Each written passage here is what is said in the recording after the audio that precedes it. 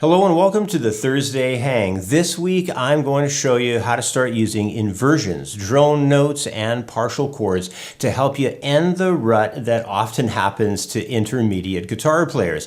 Now, thanks a lot for joining me here on the Andrew Wasson YouTube channel. Every Thursday I do these guitar lessons for you on this channel, and if you're not subscribed, please do. It's a really good channel for lots of cool lessons and all the handouts, the MP3 jam tracks, anything associated to this lesson on the Thursday Hang is always free over on my Patreon, so be sure that you're signed up to the Patreon as well. This is a free lesson, 100% free. Everything is totally given away. Now, another thing before we get started, please check out my other business channel here on YouTube. It's Creative Guitar Studio, and you can also check out the website where all my lessons are housed. That's at creativeguitarstudio.com. Now, let's get into this about what's happening with the idea of breaking you out of the rut of being an intermediate guitar player. You know, this lesson is going to help you to stop reaching constantly for just open chords or maybe a couple of bar chords that you happen to know. I want to give you some examples in A minor today that are going to be really interesting across the neck and have you show up with different kinds of inversions for triads, offering the sound of a drone note to your playing, and also help you understand a little bit better what's going on with what we call partial chords, very small types of chords on the neck, usually limited to probably only 3 notes. You can get a lot of interesting directions of harmony. The color can be expanded in really great ways, and I'm going to show you all that stuff. Plus, if you stick around to the very end, I also have included a bonus guitar lick that I'm going to share with you for going over top of these chords and practicing with the MP3 jam loop that's a part of the lesson as well.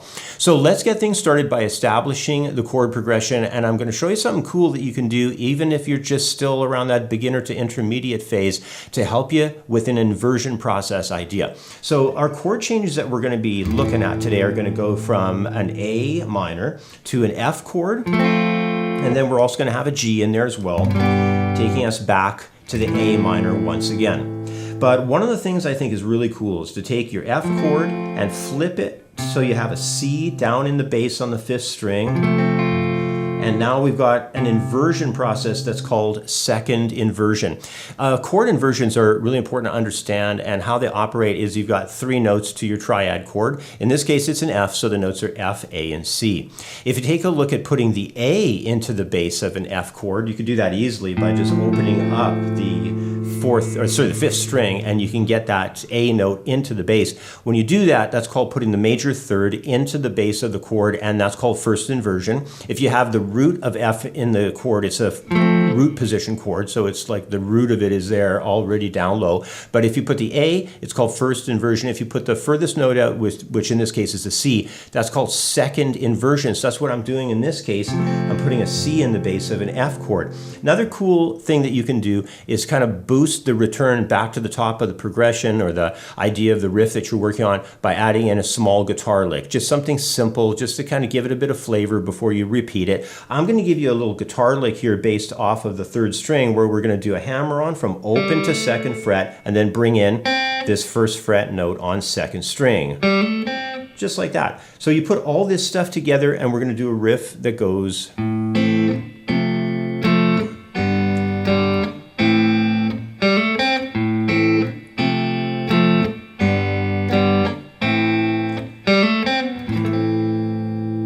So what we've done there is just enhanced a simple open chord progression, and now it's really flowing in a cool way. Got that little lick in there as well, just helps to enhance things at another level.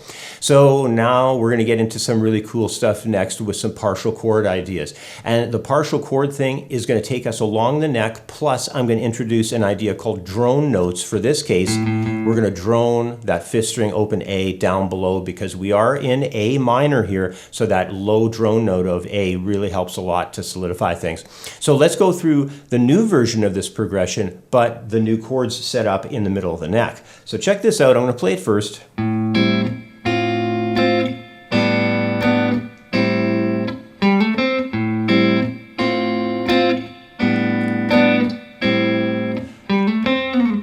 Notice with the guitar lick too, we took it out of open position and I put it up here in the 5th position. It's this exact same notes, nothing's changed with the notes or anything, but we've got them up in a new area here, and you can tell we're on a wound string, so that fourth string gives it a bit more beefy bottom end to it, and it just thickens the sound of that guitar lick, punches through really nice in this new position. But what if you want to get a different color to the same chords as you're jamming on something? There's a great way to do that. We're going to look about expanding things along the neck, taking the sound of the A, and we're going to do it in a new location, higher up, in this case around 9th and 10th frets. So I'm going to play it again, and the other thing I'm going to do is take that F chord that we were messing with there in 5th position, and I'm going to drag the whole thing a whole step up, and that's going to give us a G. I'm going to maintain that low A bass note as a drone, and we're going to really have a nice flavorful second pass through these chords. So let me give you the new version, up the neck version. It goes like this.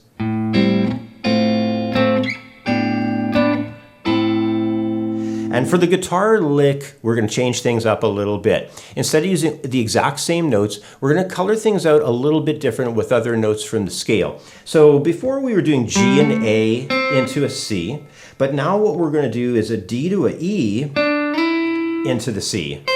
So we got this almost like sixth interval concept, and I'd highly suggest trying out a technique to do this called hybrid picking. It's where you use your guitar pick for the lower string, and then I'm going to use my middle finger and I'm going to pluck on that upper string with it. It's kind of nice to get a snappy tone to that higher note as well. When you put it all together, we're going to sound like this.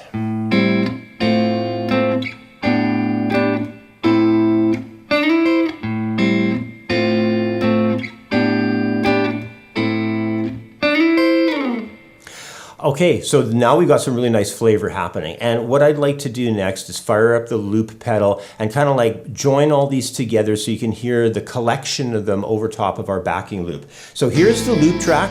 You can get this by heading on to my Patreon. You can see the link for it at the lower half of the screen. But I want to play all these different riffs over top of the loop track here so you can hear the sound.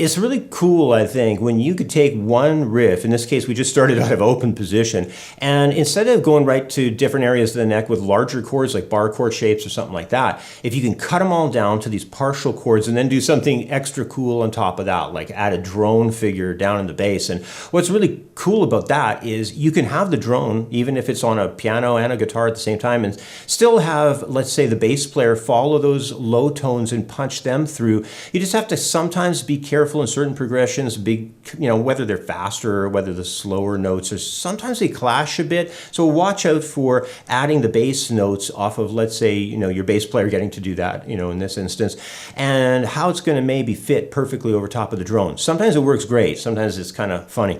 But hey guys, before we wrap up, I want to mention two things. One of them is if you're having a little bit of trouble understanding some of the theoretical aspects and how all this stuff fits together, like I was talking about inversions and things like that, maybe it's time to check out my Handouts Collection ebook. It's a great ebook that breaks down everything that you need to know for the foundation that you have to have for guitar.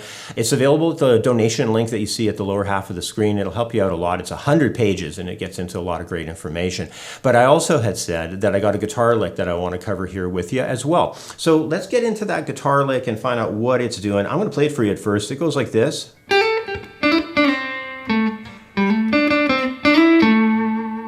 So I'm starting out on the second string with that grace note, 8th and 10th frets, and then I'm doing a grace note again off the 7th to 9th, the third string, and then a backward slide grace note, 7 to 5, and then into the A with a cool little 16th note hammer-on idea, and then bringing it around just like that, and then back to the 5th, and then grace note into the 7th fret. So that's the second half. So you put the two halves together, you get this. All right, now let's fire up that jam loop and place this lick over top of the jam.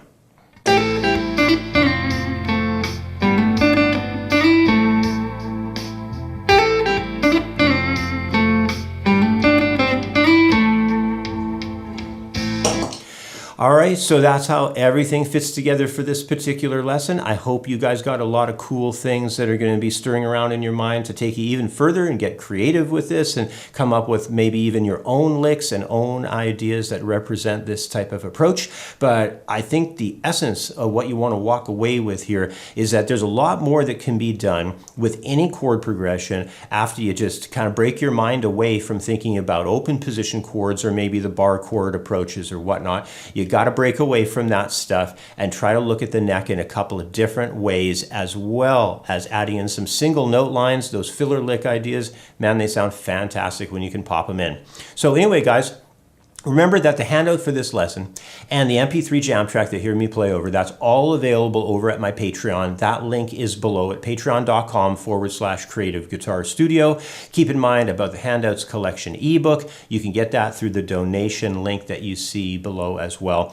And if you want some extra help with your guitar playing to take you even further as a musician, check out my website at creativeguitarstudio.com. Hang out for the next couple of minutes. I'm going to be describing all the details behind how Creative Guitar Studio works online, how the site works, and how you can get involved to take your guitar playing up to the next level. So thanks again for joining me, and keep in mind, once more, I want to say that the handout for this lesson is free. There's no charge for it at all, and so is the MP3 jam loop. That is available for you over on my Patreon at patreon.com/Creative Guitar Studio.